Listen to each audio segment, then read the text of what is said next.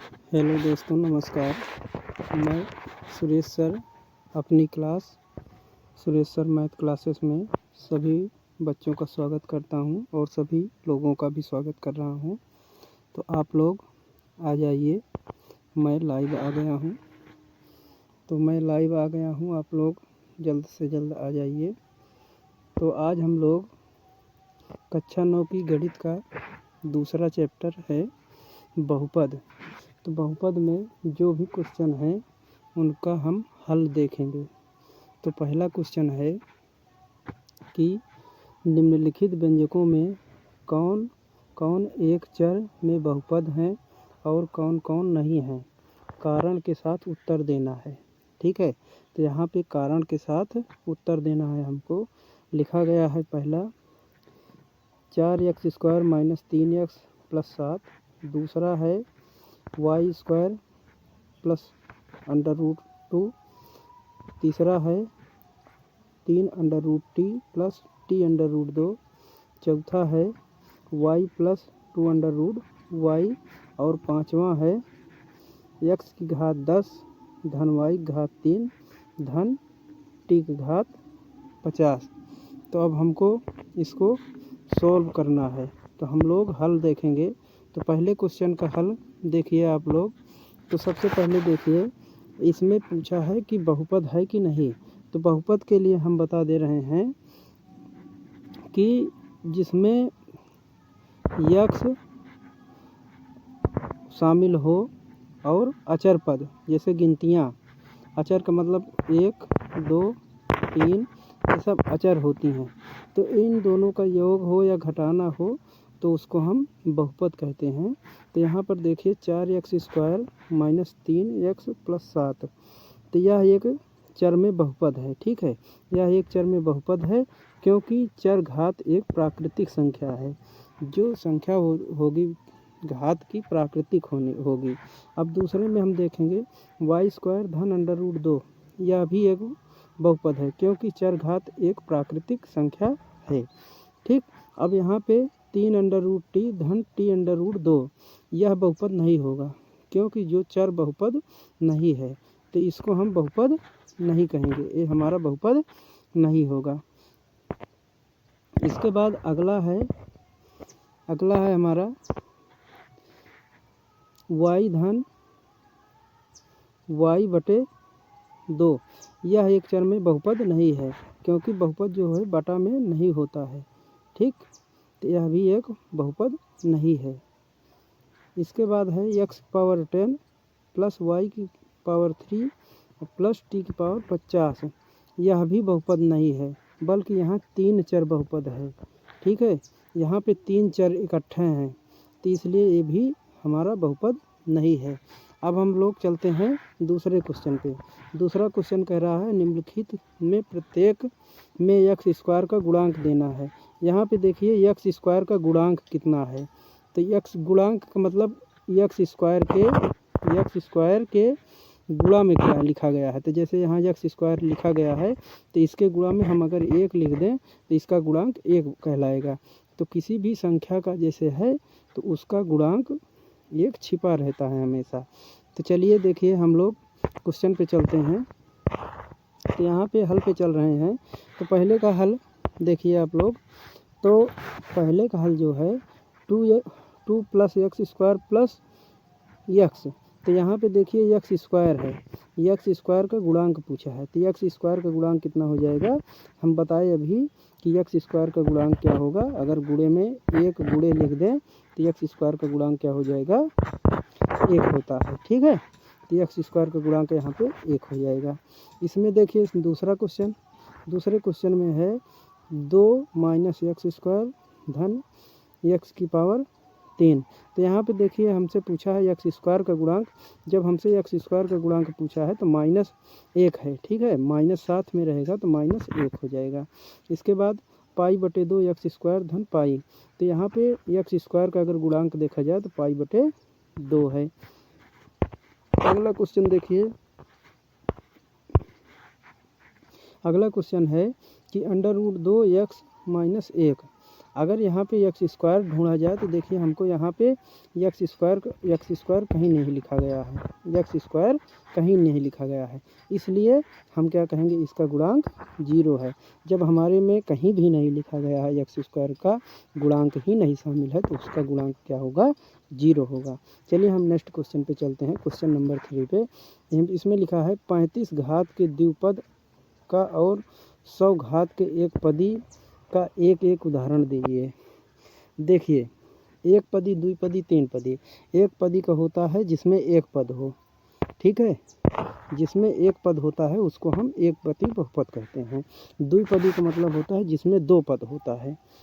तीन पदी का मतलब है जिसमें तीन पद होता है। पद कैसे हम गिनते हैं, पद ऐसे गिनते हैं जैसे यक्स एक पद हो गया, अगर हम प्लस लगा के एक्स स्क्वायर लिख देंगे ये 2 पद हो गया, अगर इसमें एक्स की पावर 4 लिख देंगे तो ये 3 पद हो, इसको हम गिनेंगे फर्स्ट पद, सेकंड पद, थर्ड पद, ठीक है। तो इसी तरह से हम पद का काउंट करते हैं। तो चलिए हम देखते हैं, इसमें कह रहा है 35 घात का एक द्विपदी लिखना है। तो हम क्या करेंगे, 2x अपने मन से लिखिए, 2x की घात 35 धन 5y, एक पद ए हो गया, एक पद ए हो गया, ठीक है। नोट, द्विपदी का अर्थ दोनों पदों वाला व्यंजक होता है। जैसे यहाँ पे लिखा गया है कि द्विपदी 2 पदों का अर्थ होता है द्विपद का व्यंजक। जैसे x धन 5, 3a माइनस 2b, 3t धन 7 आदि, ये किसके अंतर्गत आएगा, द्विपदी के अंतर्गत आएगा। इसमें कह रहा 100, अगला पूछा था एक कि 100 घात का एक पदी लिखना है। तो अभी हम जैसे बताए कि एक पदी द्विपदी सभी का उदाहरण हम दिए थे। तो यहाँ पे देखेंगे एक पदी लिखना है तो कोई भी उदाहरण, एक्स स्क्वायर की जैसे हम लिख दें, एक्स की घात 100 लिख दें तो ये भी एक पदी हो जाएगा। कोई भी अपने मन से आप लोग लिख सकते हो। इसमें पूछा है, एक नहीं कि जो इसमें बुक में आंसर दे रहा है वही, वो नहीं, कोई भी आप अपने मन से लिख सकते हो। एक जैसे इसमें नोट में क्या लिखा है, एक पदी का अर्थ है एक पद वाला व्यंजक। जैसे 3x, 3ty, 3xy, कुछ भी हो उसमें एक पद होना चाहिए, प्लस माइनस आगे पीछे नहीं होना चाहिए, ठीक है। अब चलते हैं हम लोग चौथे क्वेश्चन पे। तो और आप लोगों को बता दें, अगर आप सभी को ये वीडियो मेरी मेहनत लग रही है तो आप लोग मेरे इस चैनल को लाइक करें, सब्सक्राइब करें और अपने दोस्तों के पास शेयर करें, जिससे कि सभी बच्चों को फ़ायदा हो सके। क्योंकि ये वीडियो मेरी जो है गरीब बच्चों के लिए है जो ट्यूशन नहीं ले सकते हैं, इसलिए मैं अपना एक छोटा सा प्रयास कर रहा हूँ सभी बच्चों के पास पहुँचाने के लिए। तो आप सभी से रिक्वेस्ट है कि प्लीज़ मेरे इस चैनल को, अगर वीडियो अच्छी लग रही है तो आप लोग चैनल को सब्सक्राइब कर लीजिए पहले, फिर बेल आइकन प्रेस कर दीजिए, जिससे मैं जब भी लाइव आऊँ या कोई भी वीडियो डालूँ आप सभी को तुरंत उसका नोटिफिकेशन प्राप्त हो जाए और आप लोग अपनी पढ़ाई सुचारू रूप से आगे बढ़ाएं। तो चलते हैं हम लोग चौथे क्वेश्चन के ऊपर। तो चौथे क्वेश्चन के ऊपर देखिए, इसमें कह रहा है कि 5 निम्नलिखित बहुपदों में प्रत्येक की घात लिखिए। देखिए, हम घात लिखना हम आप सभी को बता दे रहे हैं। घात का मतलब जैसे x की 2 लिखा गया है, ठीक है, तो जो छोटा सा अक्षर ऊपर x के ऊपर लगा रहता है, जो छोटा सा लिखा रहता है, जैसे यहाँ पे हम गोली कर दे रहे हैं, तो जो 2 है इसकी घात कहलाती है। जैसे x 5 लिखा गया है, ठीक है, तो यहाँ की इसको हम आधार, x को आधार बोलते हैं और ऊपर वाली जो छोटी सी लिखी रहती है उसको हम घात कहते हैं, ठीक है। तो देखिए 5x³ प्लस 4x स्क्वायर धन 7, अगर इसमें घात पूछ रहा है तो आप लोग क्या करोगे, इसमें कह रहा है बहुपदों में प्रत्येक की घात बताइए, तो घात बताना है। तो घात हम क्या करते हैं, उस बहुपद के अंदर हाईएस्ट पावर जो होगा वही उस बहुपद की घात होता है, ठीक है। तो चलते हैं हम लोग क्वेश्चन के ऊपर। तो क्वेश्चन में हमको कहा गया है कि ये बहुपद जो दिया गया है, जैसे दिया गया है 5x³ प्लस 4x स्क्वायर धन 7x, इसमें अभी हम बताए कि 5x³ plus 4x square plus 7x।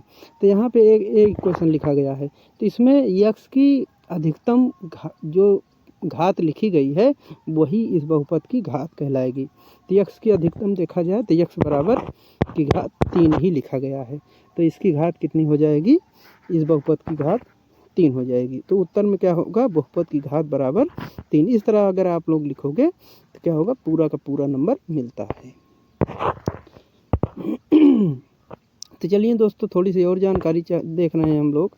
तो नोट इसमें कहा है, बहुत का घात ज्ञात करने के लिए सभी घातों में से बड़ी घात की चुना जाता है। वही हमारे कहने का आशय भी वही था कि उस बहुपद के अंदर जो सबसे बड़ी घात होती है वही उसकी घात कहलाती है। चलिए हम दूसरा बहुपद देखते हैं।